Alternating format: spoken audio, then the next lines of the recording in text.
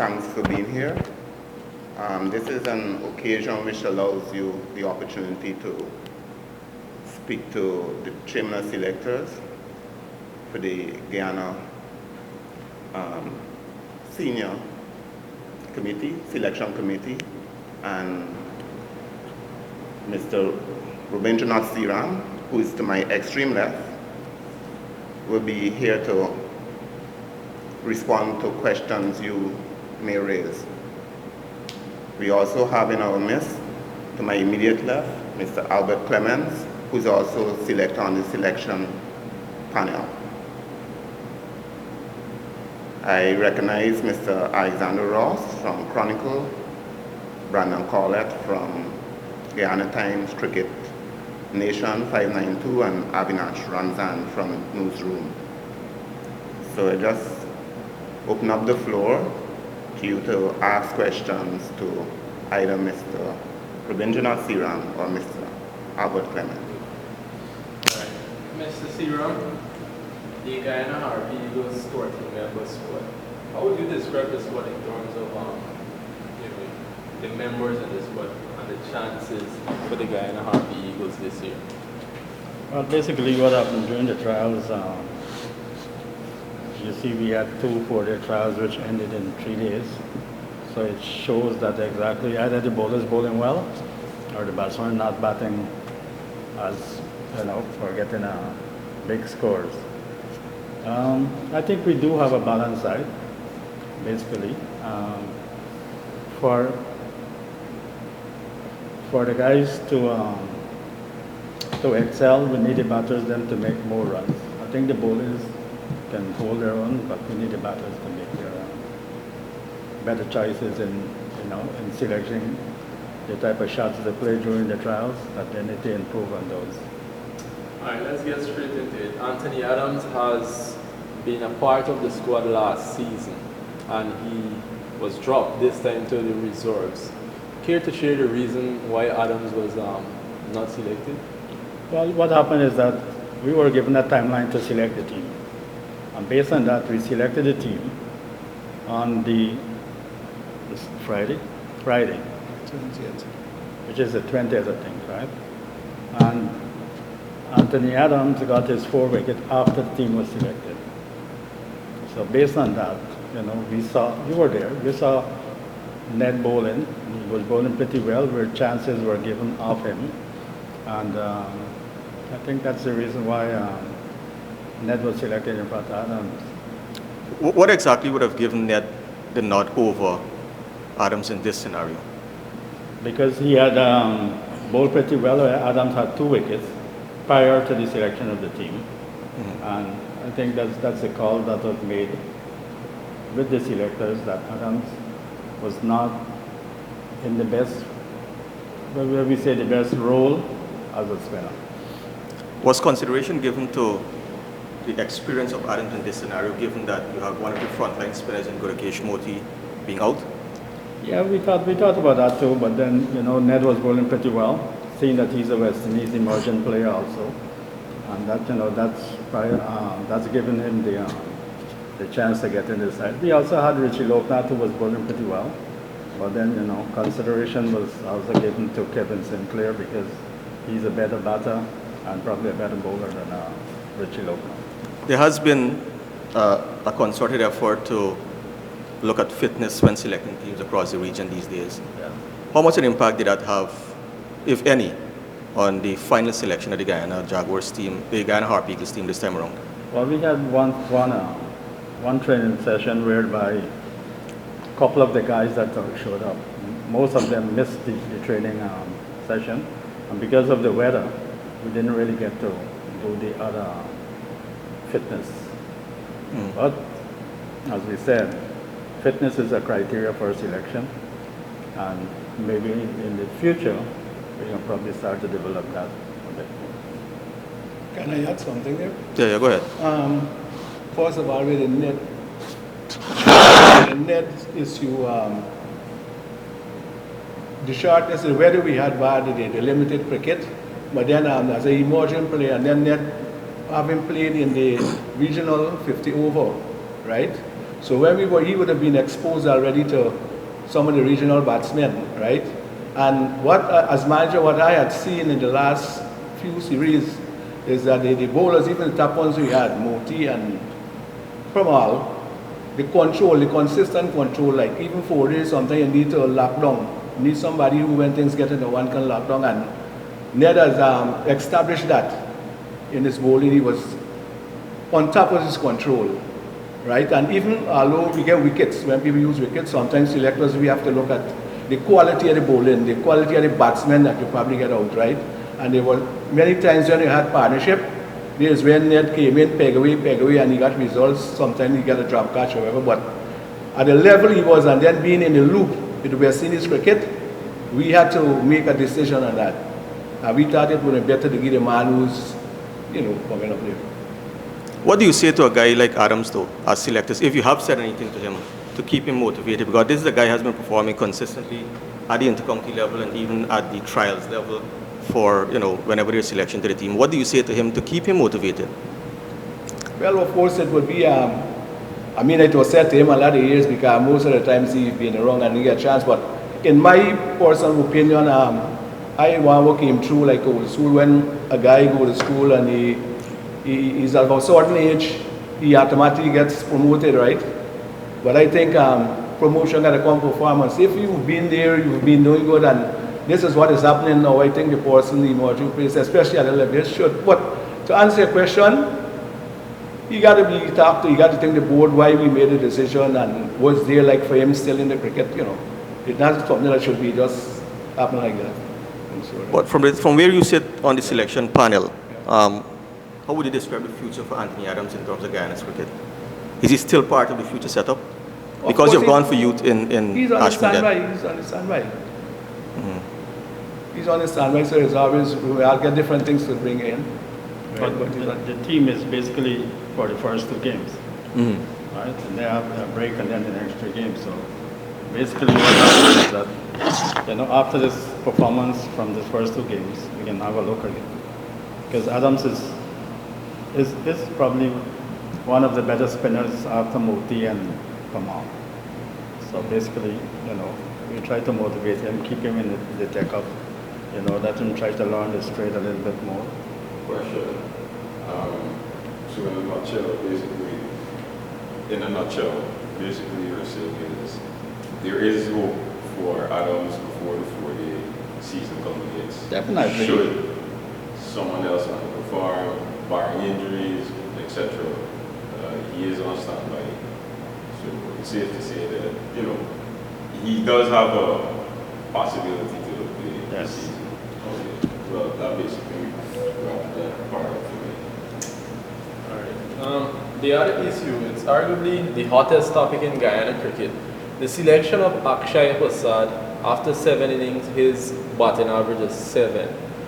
But he had an ordinary trial matches as well, in terms of if you compare the numbers with Kevlin Anderson. Both of them had starts but failed to capitalize. What was the reason for the selection of Akshay Prasad?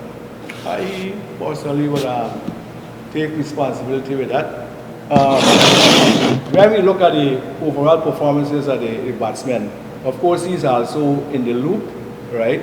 And for many games, not going over that mark, getting past that 40 to 50, Ashaya performance was poor, as I say, and even in the last game, we saw him coming in his own. What we took into consideration is like the past couple of years, he was part of the team outside, and we look like that. The experience based on the performance when they meet the level that we're looking from the younger guy. I personally suggested to the selection man that we should use the more experienced guy because he would be coming along there, and he started this transition, getting him back to form. Who was he competing with for that spot? Who were the other batsmen? So as we said, the younger is only 2 persons you regard as based on the level, battery level performances. India and Anderson, Right. So you use the rationale here with Ashman and being in the West Indies Academy and all these things and being in the loop. Anderson was with the West Indies Academy as well. Yeah. Did you guys consider that Anderson spent a lot of time in Antigua and with the West Indies Academy, and maybe now is the opportunity for him to play for the Guyana Harpy Eagles? Can I Yeah, yeah. The simple reason why he wasn't selected is based on the fact that he didn't make 50 or 100. Right? In any scenario, in any trials that we come to, that you need to make runs to put your foot forward to seal a place in the team. So the fact is that Anderson didn't really get that score. We decided as the selection committee to go for persons who were in the previous team, all right, for the first 2 games, so that, given the fact that Anderson didn't make 50 or the 100. So what we're saying that these youngsters are there, they need to put their foot up, they need to put their hands up to gain selection, and for that to happen is that they need to make more runs to get into the team. All right, in terms of the aggregate in the matches here, Kevin Anderson had more runs than Akshay Prasad. I don't know if you've been following on social media. There have been lots of accusations against yourself as chairman. There have been accusations of nepotism, you being a relative of Akshay Prasad. How do you respond to those accusations? Well, basically it's the same thing. I mean, if Anderson had made 60 or 70 runs, or made 100, he would have been in the side. But because of that, Ravindranauth Dindialto, who didn't really get a big score. So because of the scores that are not put out by this batsman, we decided to put Akshaya, who was a regular member of the Four-Day team, into the deck-up. So. Vishal Singh, what's the status on him? Is he unavailable? Is he injured? He's finished with Guyana cricket? Vishal Singh basically was given a contracted by the board. He never turned up to a training session. He never got, I don't know if he got in contact with the board, he never got in contact with us nor the coach. So that basically put him out of the... And how long is this now? 6 months, 7 months, 6 or 7 months. Colin can probably answer if he gets in contact with the board. I don't know. So the panel has not reached out to him during that period? If you're a contracted player, the panel doesn't need to reach out to the player. The player needs to reach out to the panel. What has been the conversation, if any at all, with Shimron Hetmeyer and Shofin Rutherford? Are they available to play at any level for Guyana? They have been more out than in recent times. Well, basically, I don't know about that part. I know that they are out and playing franchise cricket with Kimo Paul, Shepard, Hetmeyer, and Rutherford. So basically, what they are trying to tell us is that they are not concerned with Guyana cricket. They prefer to play franchise cricket. Because on the contract, it says clearly that as long as there's cricket playing in Guyana, you should make yourself available.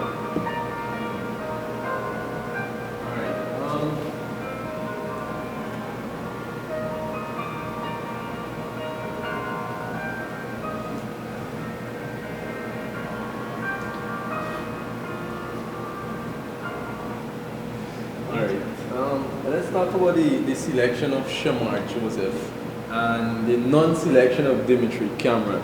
I mean, you guys are using the rationale that previous experience is important, and that's why Akshay Prasad had the edge over certain players.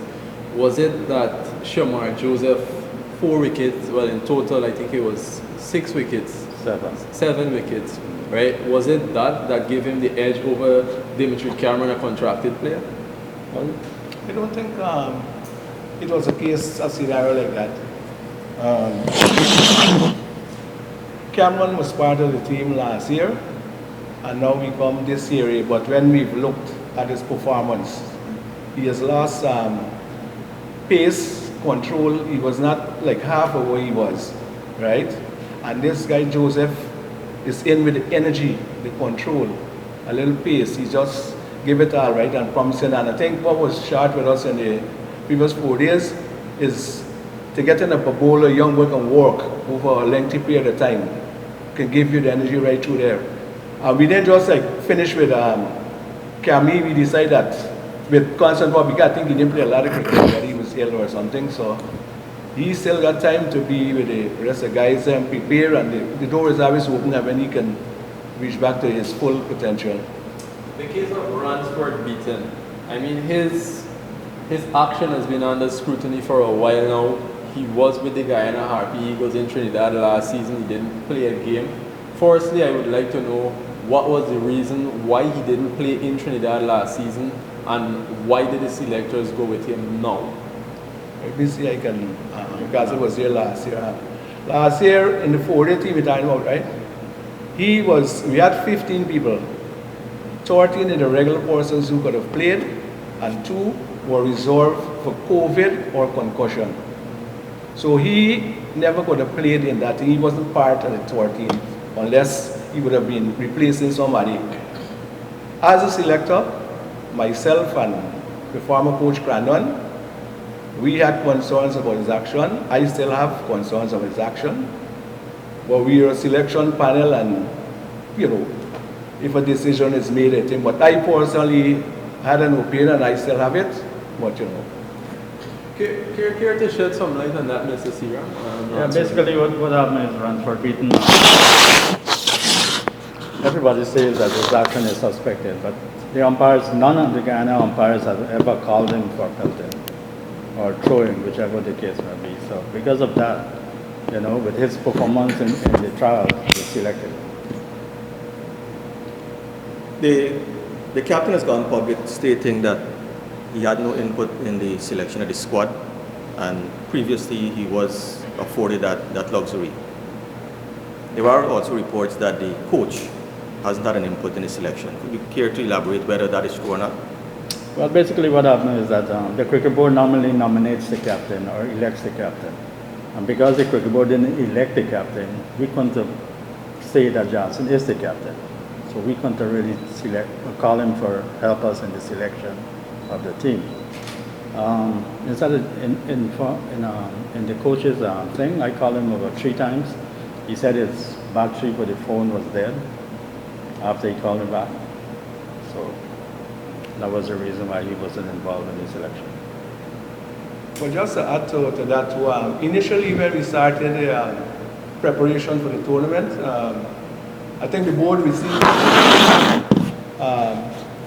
something from Johnson, I think a medical, which at the time would have stated that he would have been out of the cricket up to the 20th, and that's the day that the team was supposed to be selected. So that's the reason why we went to other probable captains when we gave other guys a try. I think it's still later we learned that there was some mistake with the 20th and it was the 16th or 18th or something like that. So initially, I would think that the board, when you hear that a man about the 20th got picked, that he might not be available. So I think that's the first thing who came in, and then at the time of selection too, we didn't, there was no captain announced by the board. What's the policy of this current panel though? Do you value or do you include or do you consult with the captain or coach going forward? Is Yes. that the current policy? The policy is that the captain and coach come in, give their views, and then they left. But on previous occasion, we have accepted the captain and the coach in formal selection team. They were part of the selection panel. During the last 2 years, because the captain is claiming now the last 2 tournaments, In the last he wasn't year. consulted.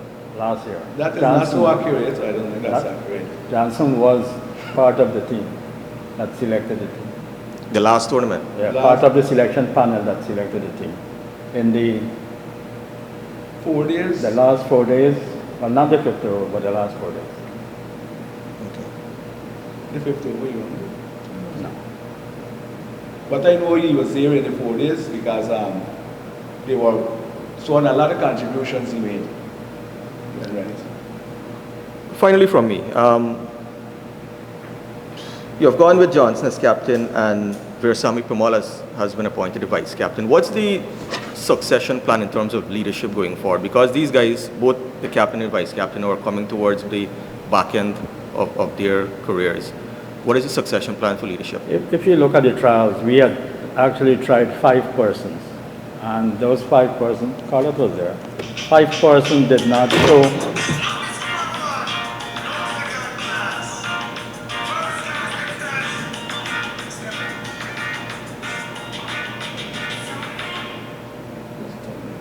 they did not show the quality of the captaincy persons in them. So that is why we had to go back to Jano and Verisami come out. Who are the players that you were probably earmarking for this session?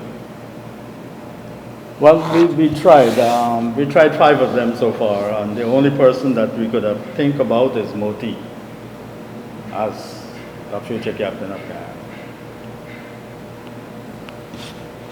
Is this 4-day? 4-day, 50 over, yes. But with him being more than likely out on Destiny's duties maybe for the next couple of years, depending on how things go, are there other options that you're looking at? Well, we still have options. We have Imlak, we have Savory, we have, well, Chandrapal will probably be the test side. So we have these 2 probably in the intercounty that's coming up February. Right, Colin? Not confirmed as yet. We will probably look at more players and see who has the best potential as captain. Savory, Chandrapal, Moti, at least off the top of your heads. Imlak. Are some of the guys you'll be grooming to eventually take over Right. RP. All right, Mr. Seeram, Machu Nandu is arguably the show pick for the first round in Antigua. He's expected to partner Chandrapal Hemraj. A word on his selection and why would the panel opted for Nandu? We know his runs was heavy in the trials, but any other reason for Nandu's selection? Well, basically, he's the one that stand out in the trials, except for Savory. Nandu was the person who got most of the highest score actually after Savory. So because of that, we think, with his technique and so forth, we think he can probably do well in the 2 games coming up. Potentially, I think he's one of the most promising batsmen, well equipped, and I think could be one once he continues the same role that is a future for the West Indies. It's a very good player. On the topic of future, Kian Joseph was seen in the final trial match. What's the plans for Kian Joseph as it relates to Guyana cricket? Well, Kian was not in the the forefront of the fast bowlers for in the last year or so. He was out of cricket. Basically, what happened is that because there's no first division cricket in the country, all right, we can only accept players that are with the Harpy Eagles training squad. And Kian Joseph was not that part of that person. But he came in, he asked that, that he wants to be in the trial. We gave him the chance. And he didn't really produce nothing of work. All right. Christopher Barnwell, I think the previous selector would have mentioned that Barnwell is in the white ball plans for Guyana Harpy Eagles. He didn't play the last Super 50. No mention about him. Is that it for Christopher Barnwell as it relates to Guyana cricket? I think age is a matter there. I think he's old. And we have pretty young fellas in the take-up who can do the same as what Barnwell doing. So I think that's it for him. Question regarding these players and age. At some point, you guys, I think it's mandatory, not questionable, that you guys let these players know that we're no longer interested in you. Because we as the media, you guys don't know this, right? We as the media, these places contact me in and out. Giving your side the story, they might want to play, they don't know what the future is, they don't know what's going on. And whether they have a good relationship with the board or not, this is neither here or there when it comes to us. But what we're saying is, as you said, this was good. Christopher Barnwell, the age is catching up on them, and you think you're young players that can succeed. And I think at some point, the likes of Vishal, Barnwell, the others who you guys might think, their time with the team is everything, we should let them know. Or let us know, let us tell them, and make this, as you said, there's no forest division for them. There's nothing for them to put their hands in. They're not part of the academy. they may come to trial, as you said with the example of Joseph, and they're going to fail, if so it be. What happens after? So I think it's time officially that some structure should set up for these players know, maybe we're not interested in you, so when they contact us, if they say, we know it's photographed with board that you're no longer in the board. I think that's a Colin, TDO can shed some light on that. Let me just make a contribution before. At the regional level, right,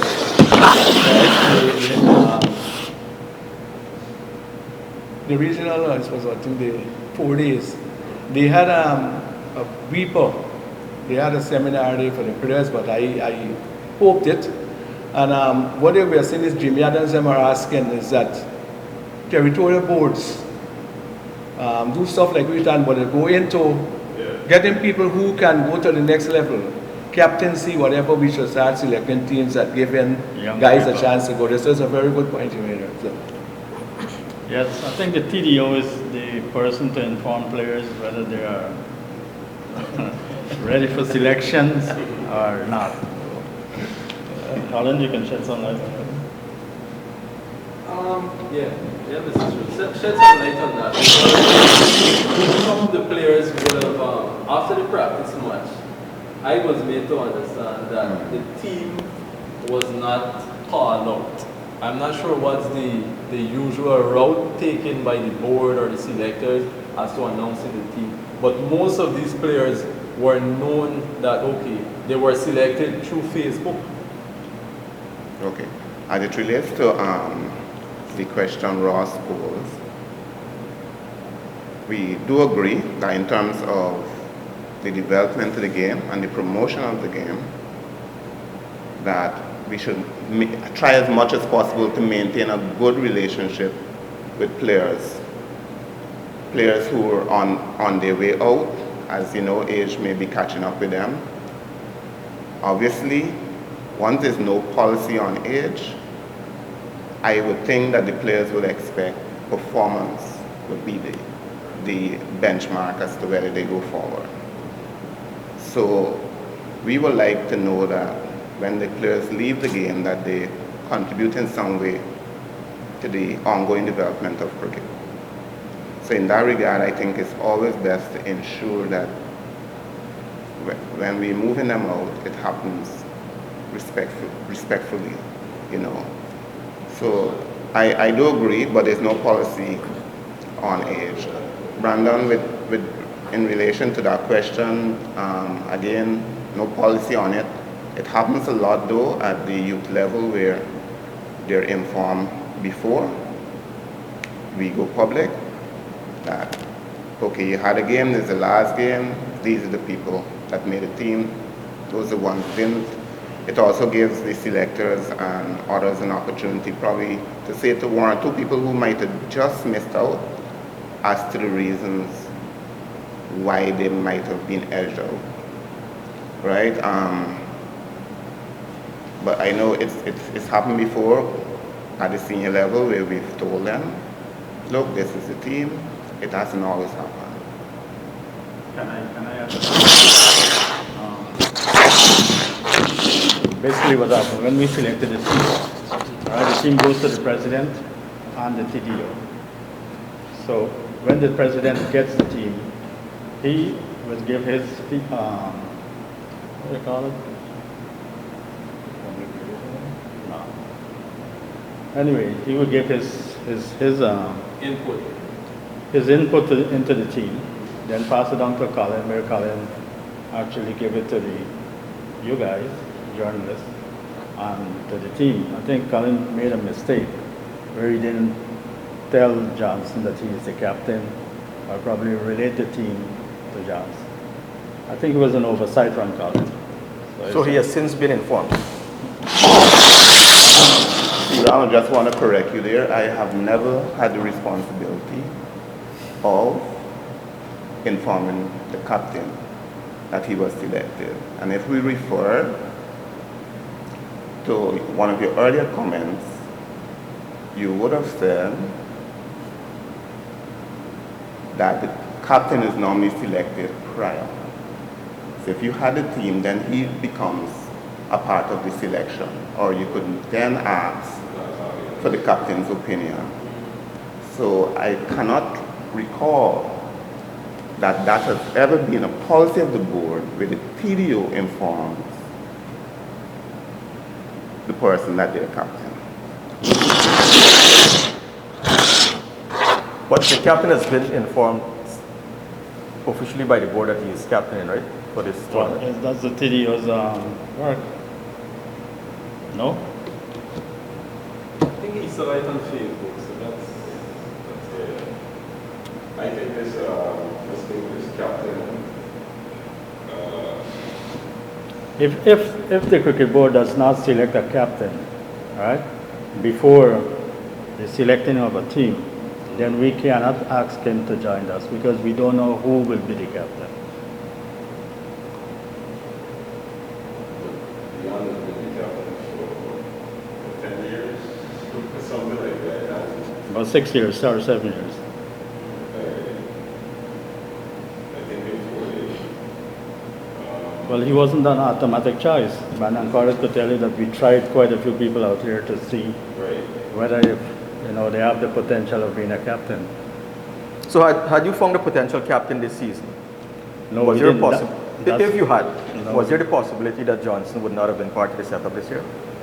Well, might be. I want to ask one more question within this thing. Nothing about selection, right? A futuristic question rather. Let's say Guyana performs this entire season. What happens then? Well, it's based on the, if there's another trial matches and somebody come up and put up some runs and basically can fill that number 4 or number 5 position that Johnson bats in. And that would mean him being out in the team and no longer being captain, right? Definitely. Okay, great. Just checking. Because age is not on his side. Excellent. So, I don't mean to push the topic, but it's interesting with this whole young thing and the age and everything coming together. Should we say this season here, he underperforms, he'll be on watch next season? Definitely, he'll be on some sort of retirement watch, something, as you said, age gets enough, he'll be 36 this year, I think. Yeah. Next year, 37. So it's safe to say, if he doesn't perform this season, then next season, definitely he'll be under some amount of fire. His place and his position will be right. But basically, the first 2 games can really tell you whether he will be. No, I mean this entire 2023. That's okay. Yeah. Yeah. If he doesn't perform well, then that's it for him. Great. That's what I'm trying to get. I don't mean the first game. I mean this entire year. That's okay.